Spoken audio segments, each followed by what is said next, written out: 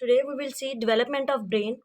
अच्छा, ब्रेन जो है इसमें थ्री पार्ट्स आ जाते हैं, फॉर ब्रेन, मिड ब्रेन और हाइंड ब्रेन। सबसे पहले क्या होता है, जो न्यूरल ट्यूब होती है, caudal to the fourth pair of somite है, वो सारे बना देते हैं स्पाइनल कॉर्ड। और जो रॉस्ट्रल है to the fourth pair of somite, वो बनाते हैं ब्रेन। अब ब्रेन में सबसे पहले न्यूरल ट्यूब जो है उसमें थ्री वेजिकल्स बन जाते हैं, एक फॉर ब्रेन के लिए, एक मिड ब्रेन के लिए और एक हाइंड ब्रेन के लिए। इन्हें कहते हैं प्राइमरी वेजिकल। बाद में क्या होता है कि ये जब मज़ीद डेवलपमेंट होती है तो ये प्राइमरी वेसिकल में बन जाते हैं सेकेंडरी वेसिकल, और वो होते हैं 5। होता क्या है कि जो हाइंड ब्रेन वाला वेसिकल है वो भी 2 वेसिकल में डिवाइड कर जाता है, ठीक है। और एक जो 2 बने हैं, तो जो रोस्ट्रल है वो बना देते हैं मेटेनसेफेलॉन, और जो कॉर्डल है वो बनाता है माइलेनसेफेलॉन। मेटेनसेफेलॉन ने बनाना है पॉन्स और सेरिबेलन, और माइलेनसेफेलॉन ने बनाना है जी मेड्यूला। तो ये हो गया हाइंड ब्रेन के। और अब जो फॉर ब्रेन के हैं वो भी 2 में डिवाइड हो जाते हैं, टेलेनसेफेलॉन और डायनसेफेलॉन में। तो इस तरह जो है 5 बन जाते हैं सेकेंडरी वेसिकल, टेलेनसेफेलॉन, डायनसेफेलॉन, फिर मिड ब्रेन का एक ही रहता है, और फिर मेटेनसेफेलॉन और माइलेनसेफेलॉन। तो ये हो गया वेसिकल। अगली चीज़ आ जाती है इसमें फ्लेक्सर्स। फ्लेक्सर क्या होता है कि जैसे जैसे लाइक एम्ब्रियो ग्रो करता जाता है तो इसकी जो शेप है न्यूरल ट्यूब की, वो भी इस तरह कर्व होती जाती है, और इसमें कुछ फ्लेक्सर्स आते हैं। पहले तो लाइक बिल्कुल स्ट्रेट थी, अब इसमें फ्लेक्सर्स आ जाएंगे। 2 फ्लेक्सर्स आएंगे, एक फ्लेक्सर होगा मिड ब्रेन फ्लेक्सर, ठीक, और एक फ्लेक्सर होगा जो सर्वाइकल फ्लेक्सर।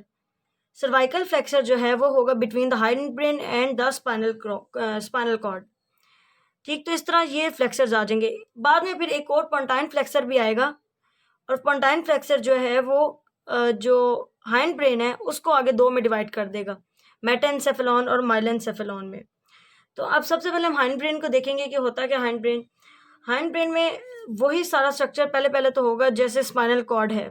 स्पाइनल कॉर्ड में हमने क्या देखा था, लाइक पीछे 2 एलर प्लेट थी, आगे 2 बेजल प्लेट थी, इनके दरमियान एक सल्कस लिमिटेंस था, लॉन्गिट्यूडनल ग्रूव, और साइड पे ये वाइट मैटर था।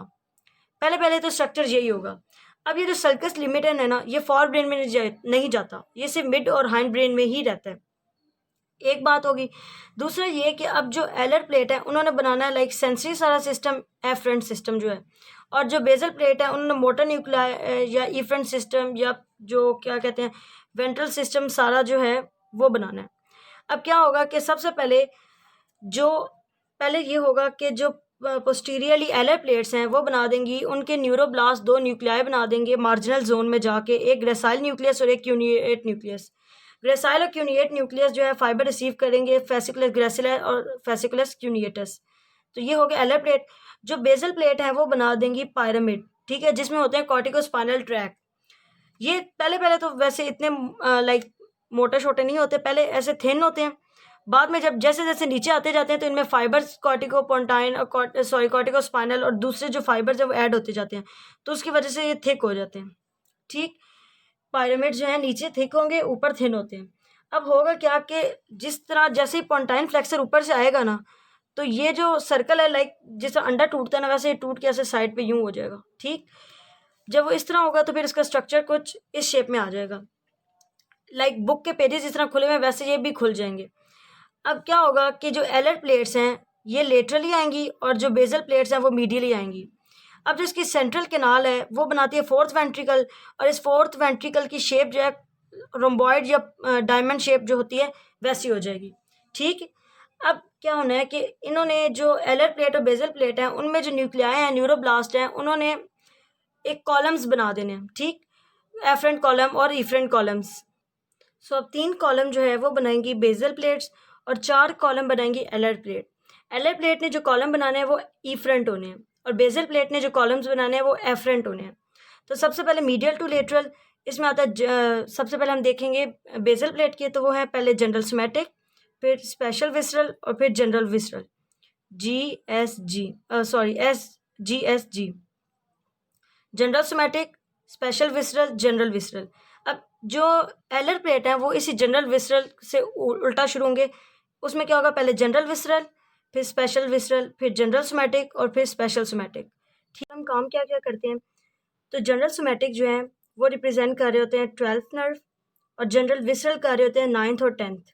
जनरल सोमैटिक 12 और जनरल विसरल 9 और 10।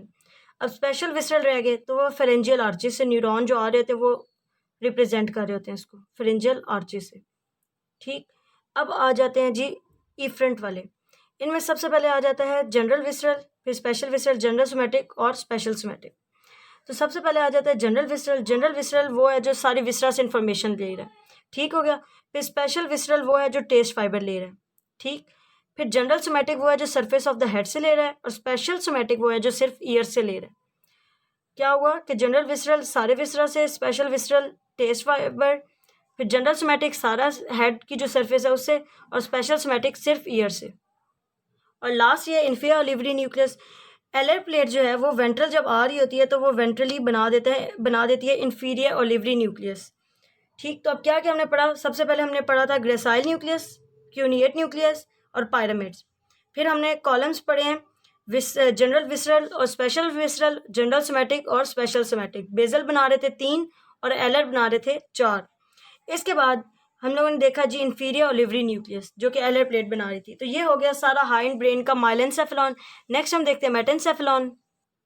सो नाउ अब है जी मेटेंसेफेलॉन। मेटेंसेफेलॉन जो है पॉन्स और सेरिबेलम में उसकी जो अंदर कैविटी होती है वो बनाएगी फोर्थ वेंट्रिकल का सुपीरियर पार्ट। नेक्स्ट इसमें क्या होगा कि इसमें जब पोंटाइन फ्लेक्सर की वजह से इसने भी डिवाइड हो जाना है लेटरली चला जाना है, लाइक बुक की तरह, बुक जिस तरह खोलते हैं वैसे। अब इसके जो एलर प्लेट्स हैं उन्होंने क्या करना है, उन्होंने पीछे बनानी है सेरिबेलर स्वेलिंग, ठीक है। उनके डॉर्सल पार्ट ने सेरिबेलर स्वेलिंग बनानी है।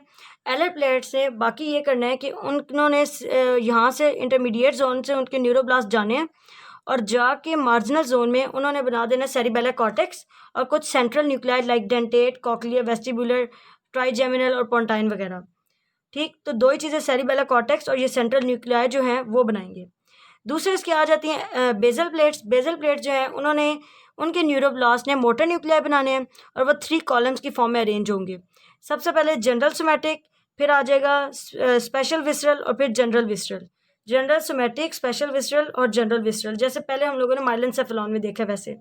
नेक्स्ट ये है कि सेरिबेलम जो है इसके 3 पार्ट्स होते हैं, एक आर्की, एक पैलियो और एक नियो। ओल्डेस्ट होता है आर्की और जो न्यूएस्ट है वो है जी नियो सेरिबेलम। आर्की सेरिबेलम जो है फ्लोकोनोड्यूलर लोब बनाता है, जो पैलियो सेरिबेलम है वो एंटीरियर लोब बनाएगा और जो नियो सेरिबेलम है वो पोस्टीरियर लोब बनाएगा। आर्की सेरिबेलम ने जो है वेस्टिब्यूलर एपरेटस जो है उससे रिलेटेड होना है।